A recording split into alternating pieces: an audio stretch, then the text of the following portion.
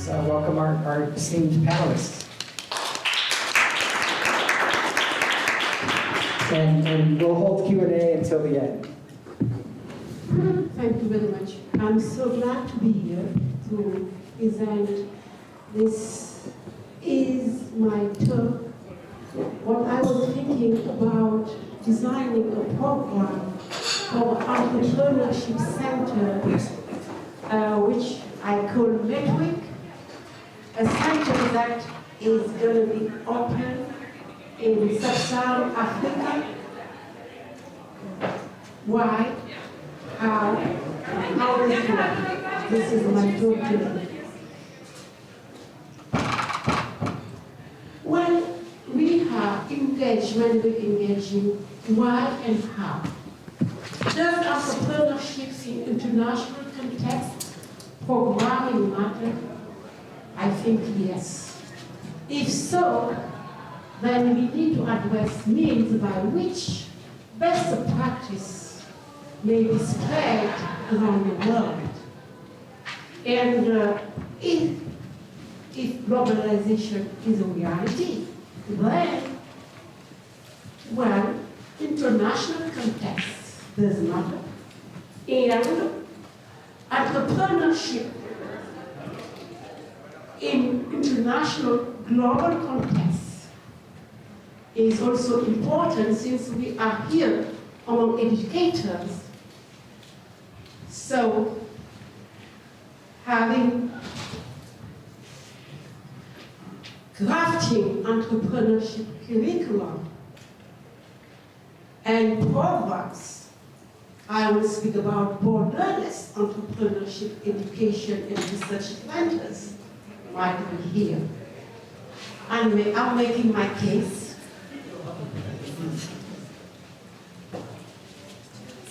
Context. We just had the context presentation, excellent presentation. And I know it's very different for me to present after Leslie, but I'm trying. So, context used to be complex. And we deal with contexts that are under uncertainty, fragility, or diversity. Students are from different backgrounds for all of us in our institutions. Different diversity comes from different levels, different dimensions. From gender, men, women, age, young, old people, retiring, well-experienced people without experience. Intellectual background. Yes, when we are at the university, the intellectual background, well, we have people that are at starting college.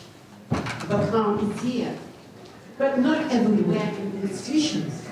We deal with people when it comes to entrepreneurship. We deal with people that do not have any background, any intellectual background. Didn't we meet people, very successful entrepreneurs who never went to school, who never went to business schools? And I met very successful entrepreneurs who even don't know how to read and how to write. Then, because of that, do we have to look at them like people that are not part of the entrepreneurship context or ecosystem? We may answer no, they are part of it. If not, they are doing it.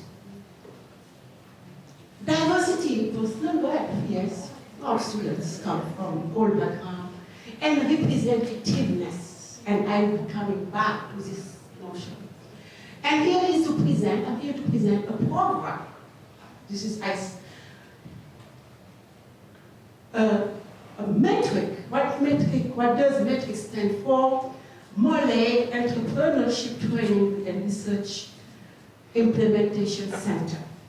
This is the program that I wish I will implement in sub-Saharan Africa, where the context is diversity with fragility.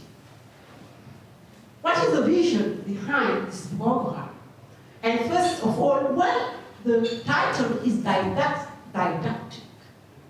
Because, and I was smiling to myself when I bring up the Wikipedia definition, because I'm not taking Wikipedia definition from my undergraduate student. But here and now, I will make it simple, because didactics, well, if you go, we can discuss about didactics from philosophical point of view, educational point of view, historical point of view, and that, but this is not the time we talk about this. This is why I just bring up the easiest, but the most meaningful definition: didactics, study of questions raised by teaching and acquisition of knowledge. In different disciplines here, entrepreneurship, that serves as called knowledge into teachable knowledge. Yes, teachable knowledge. Then, and applies to precisely define each knowledge it wishes to teach, but also to define how this object or knowledge is taught to learners. We here, when I mean didactics, I am referring to pedagogy, teaching learning models, didactics itself, knowledge transfer, but know-how transfer. So, what is the vision of metric program? The vision comes from, yes, I'm advocating for my case today. It's like I am in a court and telling my fellow educators that I have a vision, and which is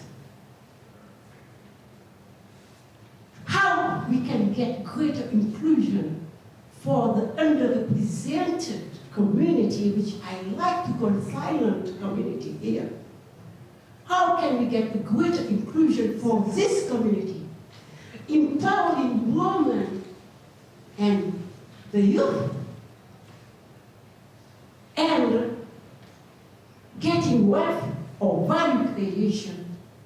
Yes, we can do that throughout a well-conceptualized entrepreneurial didactic. Sustain the economic and social value chain. How does it work? Yes, the theoretical background for this vision is that we can introduce innovative and disruptive paradigm and concept to create the nexus between what? Entrepreneurship education, mindset, and value creation. Mindset goes as like a conceptual state, and value creation over time and over space. I'd like just to say about what are the learners in this. Learners are, some of them from silent community people, for instance. Well, who are those people? In this program, learners will be coming from all type of context, social and also taking learners that have some stigma, like psychological stigma. We have a lot of young people in Africa. Some of them went only over depression, and because of that, they are out of the system, but they are still able to get in entrepreneurship and to do something. And intellectual also stigma. Illiterate people, yes, the program is intended to introduce, to take learners that are illiterate. Then this program is going to have a dual learning process inside, outside the classroom to perform it, which is going to be assessed by a dual program learning outcome. And here I want to introduce the assurance of implementing to complete the assurance of learning, which we know is the one proposed by ACSB. Another trait that uniqueness of the classroom is the application of an inclusion paradigm. What does it mean? That the community, we use diversified learning teams that mimic the diversity of the community. And I believe that this will be the way to ensure the inclusiveness of the program and enable the contextualization of the program. Because this program, once it is set, each country in India, in Europe, in Africa, everyone must define who is underrepresented in the silent community, and the learners and the learning team should integrate those people. And what is the other thing is that learners are coming, and they are not going with a take away, they come with a bring it. What does it mean, a bring it? Yes, we use a diverse pedagogy where it is learners that are going to craft, to design, and to facilitate what? The entrepreneurial ethic book of know-how. This is yours, based on their own value. Learners, they engage themselves before getting in the program that they're going to design this book of ethics, and they will engage themselves later that they're going to use what is inside this book of ethics when they will go for business. This is the main point. I just focus on what is unique in this program. Reverse pedagogy, students integrating their values, their identities, their culture, their beliefs in writing down the code of conduct by which they will be abiding by when they will be getting in business. And this is, I think, something that is very important, because when you write your own code of conduct, I think you put something from your values, from your beliefs. My research ideas is that those people, it's going to be inherent for them and easy and natural to abide by this. So, for concluding, the program with this unique journey, we have 3 unique aspects of this program can be contextualized and replication easy in everywhere in the world. And collaboration for international global entrepreneurship education, I'm calling for that.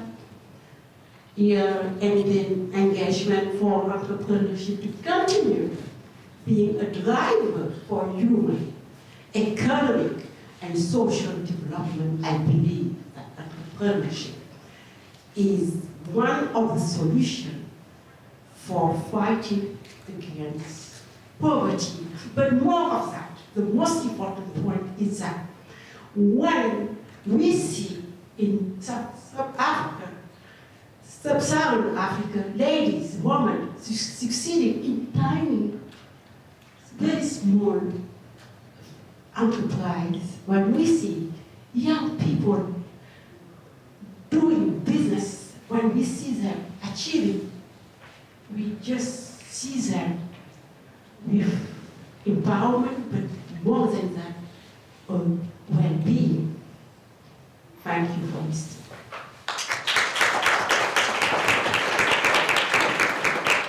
Okay, how are we doing?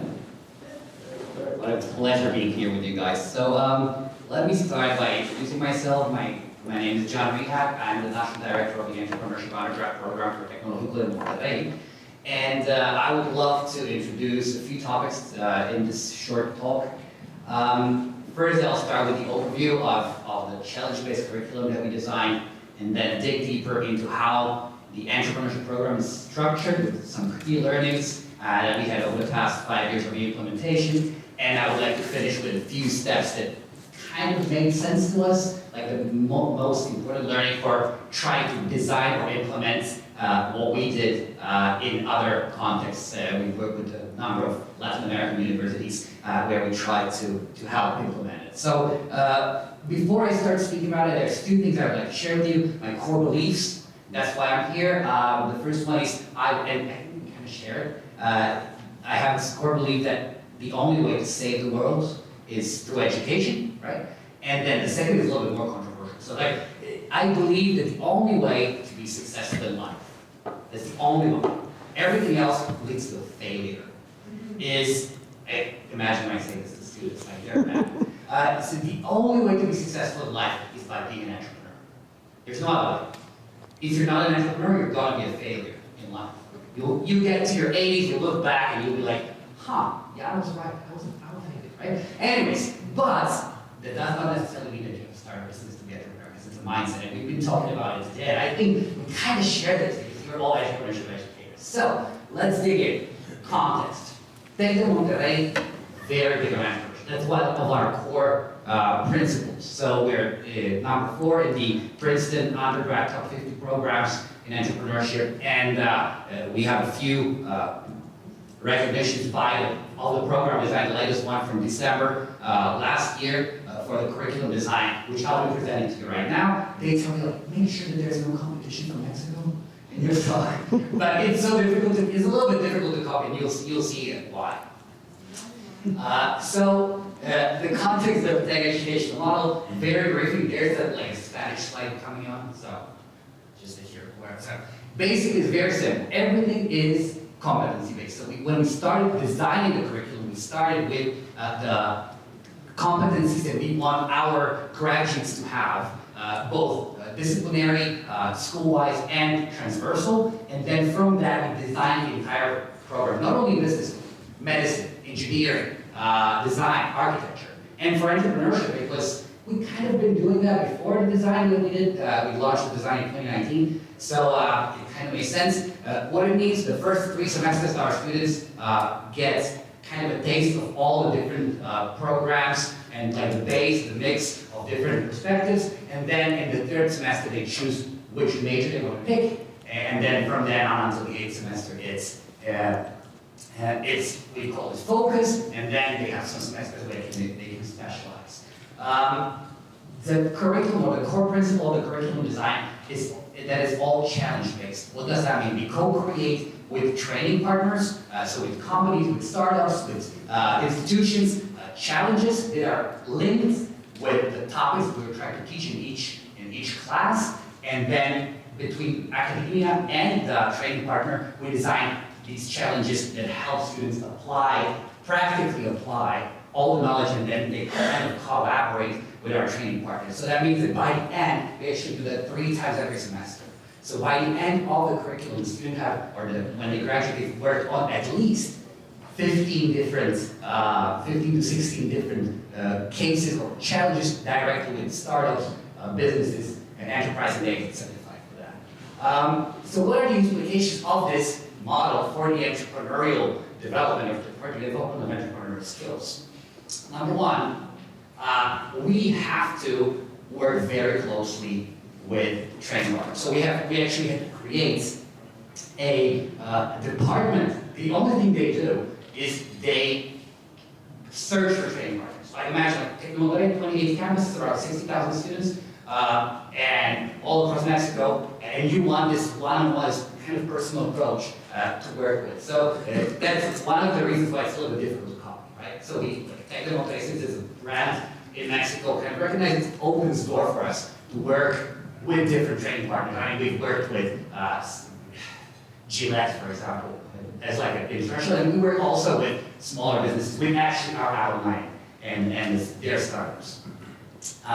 Okay, so now very brief dive into, how are we doing on time? Well, dive into the entrepreneurship program. So you all know Bill Hollett's perspective of spirit and skills. So this is a little bit what we're trying to do here as well.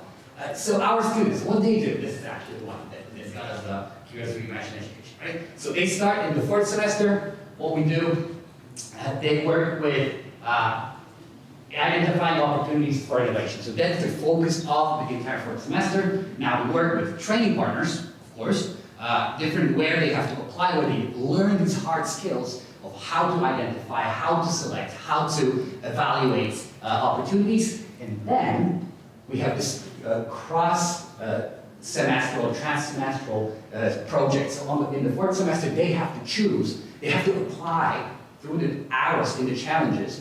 They have to apply the knowledge and select their own opportunity. So they finish fourth semester, they've selected an opportunity they would like to work with for the rest of the studies. Fifth semester, they focus on prototyping, validation. We actually teach design skills, which is a little bit strange, something that looks like we have to look for design faculty to kind of bring in to teach some of the classes, which is a little bit of a challenge for the Department of Entrepreneurship, but so far so good. And the students, again, work with training partners, learn how to design, learn how to use different skills, learn how to prototype and create solutions, innovative solutions ideally, for our training partners, and then they apply again for the opportunity that they selected and they declared officially in their registers. So they finished, they've been 1 year in the major. Ideally, they have a clear sense of what problem they want to solve, where's the opportunity, what are the possible solutions and validated MVP, right? Sixth semester, we switch gears. We don't work with training partners. That's the only semester in our entire curriculum where we do, but their own business ideas, they're a training partner. So there's a vehicle of learning how to apply the knowledge of innovation and logic of businesses on their opportunities. And our focus is like they need to learn resilience. So they fail. They fail a lot. Not the semester, but their business idea fails a lot, and they have to reset, they have to pivot, they have to recreate it. That's where, by the way, like, sorry for like sometimes asking too much in the other sessions, but this is the semester where our students break down. So, literally, like, I've never seen so many crying students. It's very challenging for them to fail again and again, and like they're hitting the wall. But that's where many of these mentoring and individual one-on-one mentorings come in, and hopefully some of the coaching skills as well. And then seventh semester, they can do whatever they want, quote unquote. They have this, like, they can do international experience, they can do specializations, they can do different semesters. We have a semester designed for them to also focus on their business, like kind of an acceleration semester. Then we work with our Entrepreneurship Institute, when they have all the on demand. But that's an option for those that finish sixth semester and they're selling, I don't know, $200,000, or they sold $200,000 in the semester. And they're like, yeah, we would really like to drop out of the program right now because we're like, this is taking off. And we're like, wait a second, we have an option for it, right? So that's something that works quite well. But also, like, we have students that started sustainable fashion solution, for example, so that we create, they can do it, and it's changed, international exchange with Milan, with Paris, so they can kind of be immersed in the ecosystems where they are connected to whatever they did in the sixth semester. Eighth semester, valuation, how to pitch terms, term sheets, and hopefully we provide them with opportunities for them to meet with VCs, but it's not our option. It's not our objective. We just want them to have the experience. We again work with training partners because some of the business ideas are not on the level of being able to apply or only learn the skills through their business idea, but we work with startups that are in seed funding or post-seed funding, so they can kind of understand how it works and again learn how to apply it in their projects. How do we make this work? So we work very closely with a group of mentors. I mean, everything's kind of around the challenge-based curriculum. We work with mentors, both from the Entrepreneurship Institute and our faculty, and we work very closely with the program alumni. So we have 15 years of running this program in Mexico. Side note, we did 5 years ago. We did this study, and apparently, like the QS did a study for us, where it comes out that around 41% of our alumni have started at least one business. Around 23% of our students, not only from the program, but from the entire university, are co-founders or associates of a business 3 months after graduation, and the crazy number, 19-point-something% of the gross domestic product of Mexico was created by our alumni. So it's really close. So we have a lot of alumni, that's what I'm trying to say, that have experience, that can give mentoring and coaching and ideas. If you're trying to fund a startup or create a startup, we probably have somebody that failed it already. So we can connect you with him or her. And then everything is kind of within the support software. So we work with this support software for entrepreneurs that are using our accelerator. So we do the program use it as well. And we have these classes, bootcamps, workshops that are connected. This is a little bit how it looks. And so we have every 5 weeks, we call it a touch point, where students apply this knowledge that they've learned with the training partners on their own idea. We every end of the semester we have boot camps where they kind of work with the Entrepreneurship Center so they can strengthen it, and of course with alumni and with our partners, with our training partners, so they can kind of learn all this knowledge. I kind of thought about this, so working with industry leaders, multi-semesters projects, personalize the accompaniment of the students, the curriculum, network. I mean, the program is, we run the program on 10 campuses. So it's a niche program. We only allow around 30 to 35 students per generation, right? In each of the campuses. So that's around 300 students per generation nationwide. But we do a lot of networking. Yeah, I saw that. Yeah, of course. It's very difficult to run for 1,000 students, right? So it's kind of challenging. And maybe to finish up in 30 seconds. So what we've learned, what works, and of course we can talk about later in depth. So first we started with the goals of defining the competencies. That was before we designed the program. So why do we teach it? Then we trained the faculty. That was when we switched the program and started working challenge-based. We lost 25% of our faculty. Like they early retired, right? So it was complete redesign of the curriculum. So who teaches it? How do you train them? Then we have the curriculum and co-curricular design. So top-down and transversal. It can come from the professor. Like if I want to do something in my class, it's fantastic. But how am I going to replicate that as a program director on 10 campuses and make sure that the students have the same? So it has to kind of have the top-down support and connection and challenges, so application, working with training partners, follow-up, designing a way how to give follow-up to these projects. That's actually one of our biggest challenges for us as a program. And culture doesn't work where failure is chastised, right? Like we had to have the opportunity to fail, and we did fail on a grand scale a few times. And then infrastructure, right? Understanding like how to work with spaces, how to work with our partners, both internally and externally, and within the ecosystem. So that was the 13.5-minute pitch of the program design. Hopefully something of it makes sense to you, and we can talk later. I mean, I'll be here also today and tomorrow. Let's connect. You can find me on LinkedIn very easily, and we can start conversations. Thank you very much.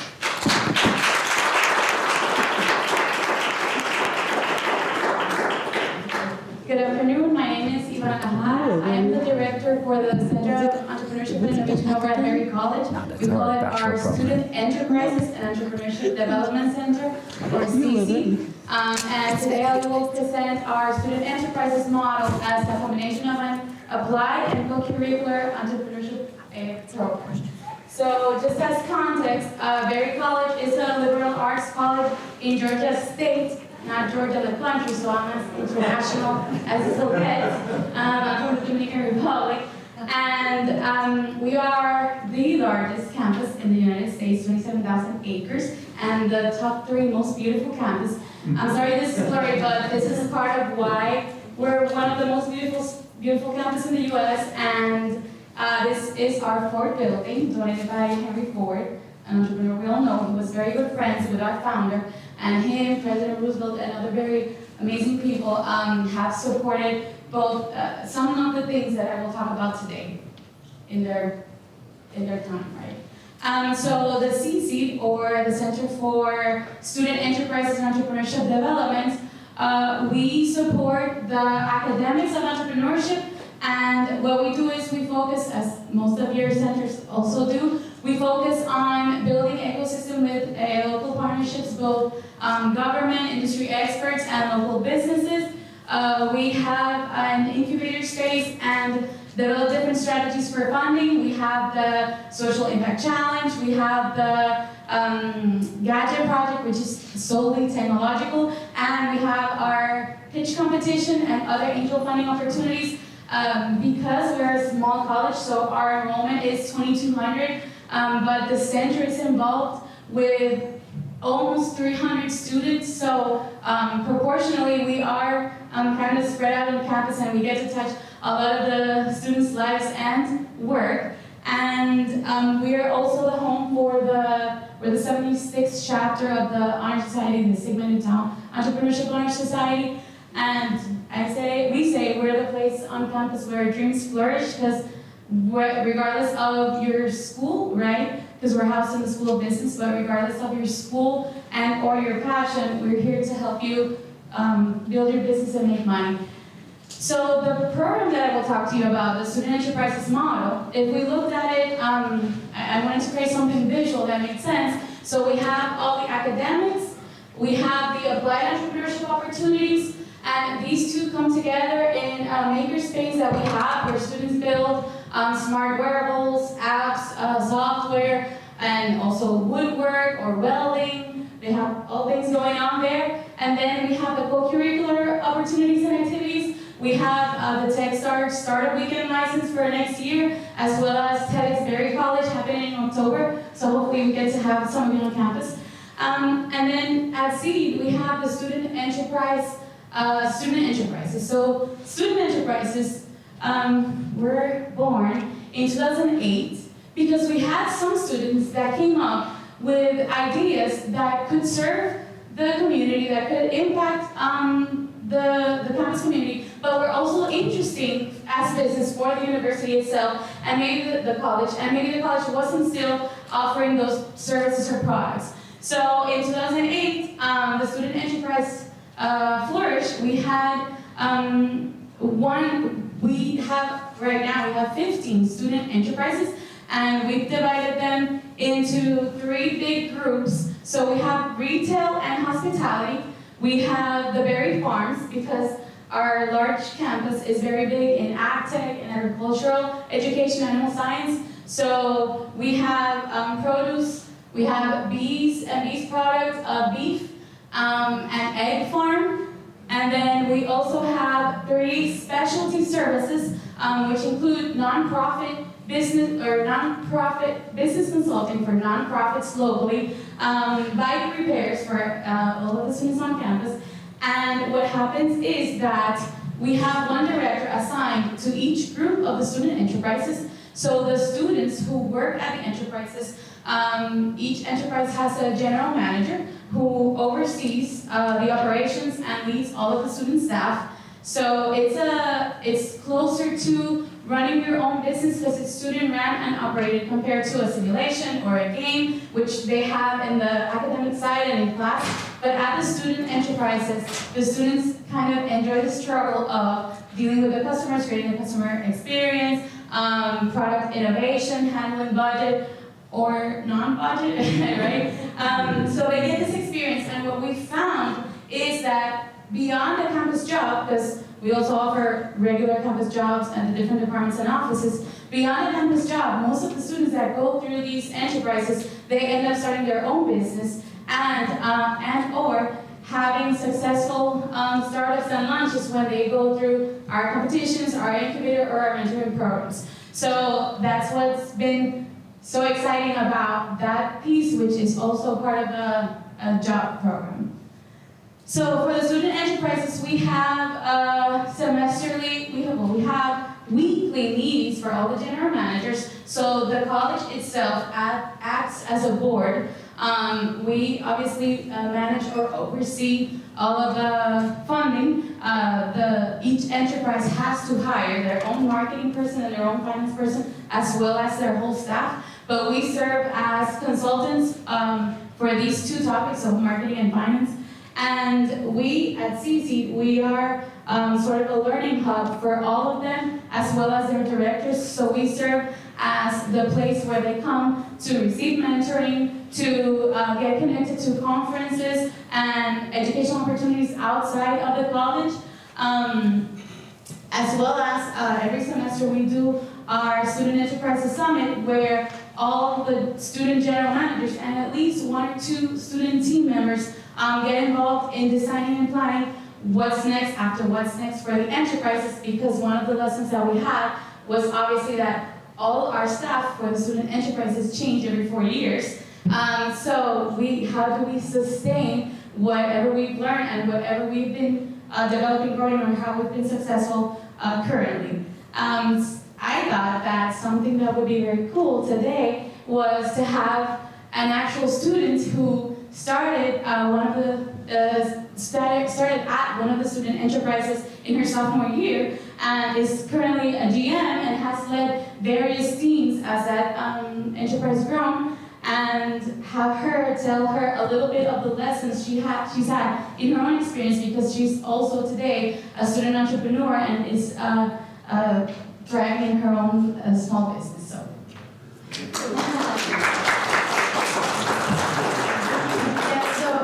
Said, I am a senior at Barry who's graduating in about 2 weeks. But I started with the Shipyard, which is our bookstore on campus, my sophomore year. So before it became a student enterprise, I saw it grow from a third party. So we had an outside company run our store and had outside members as those general managers and as those like retail people. And so I saw the student enterprises and I helped build that into a student enterprise and to what it is today. We currently have a team of about 20 team members who run our daily operations. As well, in those 20 team members have a 5 to 7 leadership team. And those people are the people who run our financing, our marketing, obviously the general managers, and then like social media and stuff like that. Working in the student enterprises has been my favorite thing, I think, about being at Barry College. It's really taught me a lot, and like Ivana said, every 4 years we kind of have a new team. With ours, it's changing every single year, and so I've one of the biggest lessons I've learned is kind of how to manage those team members and create that community with an ever-changing team, but it's also given me the foundation to start my own business. This semester, I participated in the angel funding and the pitch competition for a camera company that is inspired by my grandfather for like memory sense and mood regulation sense. And being a part of the enterprises and the entrepreneurship program has just kind of given me that boost and foundation to continue and grow. So this summer, I plan to continue and attend farmers markets and stuff like that, just to kind of launch that business even further and expand that community.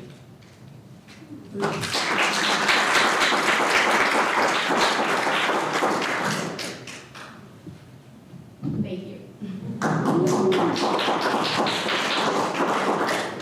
All right, thank you to our presenters. Let's hear back up. Questions, we'd like to open up for Q&A. Any questions for our panelists? Shall we sit?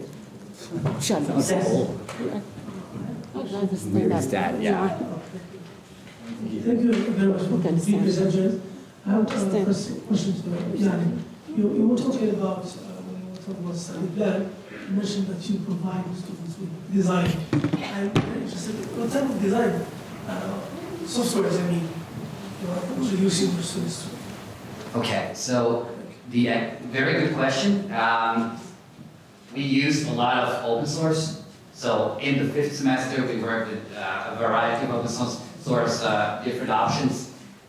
We do have like certain softwares. I would have to check with the faculty because I don't know exactly which we have besides the open source. But we try to keep it low cost because then in the school it's the same. I love the presentation that was just before lunch where they were presenting no coding startups. I was just taking pictures like this is what I'm sending to our designers of the 5th semester because that was precisely what we're trying to do. Thank you very much. I'm curious as to curious as to what you use for metrics for success. Because you started the talk by talking about, we don't just focus on the launch of ventures, but it seems like it's very heavily focused to that. So if you could talk a little bit about how you measure success. Okay, that's a fantastic question. Thank you. So since it's we designed it as a competency-based curriculum, we measure the competency attainment.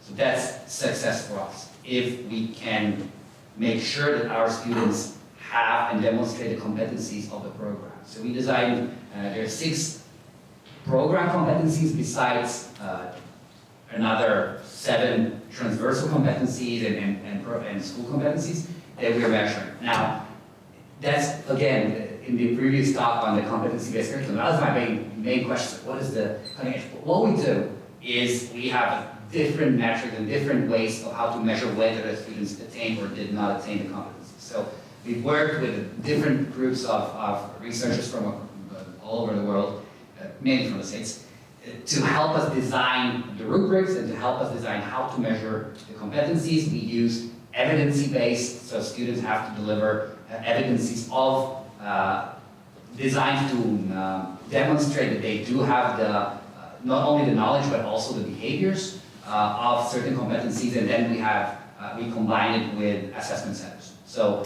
we have assessment center in the 5th semester, and we have assessment center in the 17th week of the last semester, the 8th semester. And if we are able to provide them with the competencies, that's a success for us. We do have, of course, we do measure whether students in general start businesses or not, but I mean, this is anecdotal, right? But we have many of our students, actually there was one slide I was unable to present, we have like 4 different paths that the students choose. It's the startup or the small business creator, which is, most of the students declare it as this is what I want to do, but when we measure alumni, it's about 35% of our alumni actually are doing that on a long-term basis. Then we have students that go back to family-run businesses, so that's one big part. So they are kind of like the next gen, we call them. We have the entrepreneurs, so a lot of our students go work in corporate, and then, curiously enough, a few years later, then they start their startups, and they come back through the Institute of Entrepreneurship that we have to kind of give back. And we have ecosystem builders. So the people that actually studied entrepreneurship with us, the Bachelor of Entrepreneurship, but what they do is they go to VCs as finders or seekers, and they work with Endeavor, New Ventures, Mass Challenge, as actually it's very interesting because then they provide our students with internships. So we have like the leaders in these companies in Mexico, many of them are our alumni. So it's very interesting then to work with them and provide opportunities with different startups that are, for example, in Endeavor. So it's difficult for us to measure just based on business creation, right? Other competencies. Thank you. Yeah, and on the very program, how do students are compensated? Do they receive any kind of Yes. So, credits? so we use the same compensation that we use for other jobs on campus. We have deliberated on whether provide them with like a share or like parts of the profit. To be very transparent, not all of the student enterprises are yet profitable or have been always profitable. Obviously, the student founder and the student that sparks the enterprise leads a very successful team, and we see sort of a peak in the first few years. Those enterprises that are supported by the academics or that are heavily involved with the academics, such as the ag farms or the berry farms, they are profitable and they serve double purpose with enterprise experience, but also the academic experience beyond those employees. Some of the enterprises have, let's say, their profit or revenue model, they're mixed. So some enterprises that serve the outside community have different prices than those that serve other students. But it turns out to be a very interesting experience for the students because when they're building their small businesses, sometimes it's just side hustles or others, then they have to think about these things, about who's my audience, who's my client, what are the needs and wants, both on campus and outside. So, to answer your question, they are compensated as other campus jobs, and then some are profitable with this expense, and some are not necessarily. Yeah, so hi, I have a question for Fatimata. You talked about, the silent community, and the world seems to have standardized on this sort of lean startup model, which is effective in some contexts, right? So I'm just wondering if there's, for the community that you described, that's really about challenge-based entrepreneurship, what model is more appropriate, or is lean startup still? Which model? Yeah. Well, actually, I'm not following a model. And I am calling the community to find out the way to do it. Then maybe based on that, we may find that it's following one model or the other. The key point here is that all models we have are based on a context that is different from our context in sub-Saharan Africa. That's, yeah, we have to take in consideration the context. I have a question. So in your presentation, you introduced the concept of reverse pedagogy. Yes. And from my understanding, please correct me if I'm wrong, you related that to the ethical book of knowledge, I think. Yes. So the question to you is, do you think, or is your argument that the normal pedagogy is less ethical than the reverse pedagogy? I need to make it clear. I went quickly.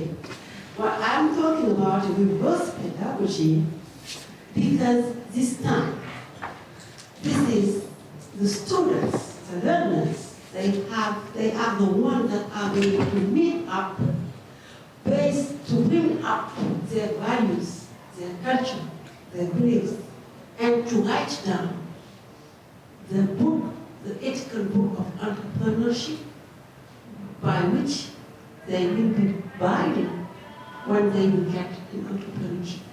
They act like the facilitator. They design, they conceptualize, and actually they have to present it. And this is for one cohort, and the next cohort will build on this book, ethical book of entrepreneur, ethical book of ethics. But how to do it? Thank you, everybody.